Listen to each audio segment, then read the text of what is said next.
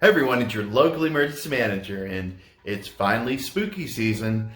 That time of the year when we all celebrate Halloween and All Hallows Eve. For me, spooky season begins in the last week of September, but for many of you, it probably starts the first week of October or even the last week of October. But since it is spooky season, it's important to talk about this spooky saint. So today we're going to be talking about Saint Denis of Paris.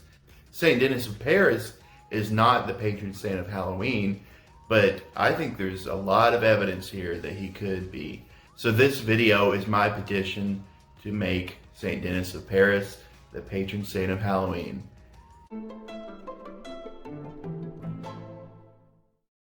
So Saint Denis of Paris was actually born in Italy in the 3rd century. When he was young, he was distinguished for his virtuous life, a knowledge of sacred things, and a firm faith in the Christian faith. This is proven because Denis went on a mission trip to Gaul with Pope Fabian. The Church of Gaul had actually suffered greatly due to the persecutions of Emperor Decius. And Denis was part of the team that was created to re-spark the Christian faith in Gaul. Later on, Denis and his inseparable companions, the priest Rusticus and the deacon Eleutherius, they arrived in present-day Paris, but the three of them eventually ended up on the island of Cyrene.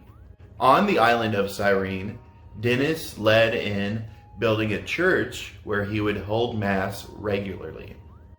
Denis's fearless and unrelenting preaching actually led to the conversion of many pagans. This, of course, sparked anger, envy, and hatred with the pagan priests. They, of course, encouraged the public to be against the strangers, and they also harassed the governor, encouraging him to put a stop to this by force. And since Christianity wasn't very popular here, the governor, of course, had them arrested.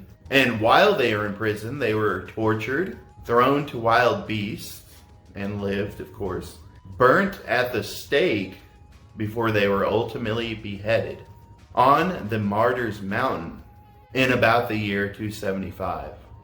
So the really interesting thing about Denis is that after he was beheaded, his body actually stood back up, picked his head up, and carried it for about 4 miles from the summit of the hill, while preaching a sermon on repentance the entire way.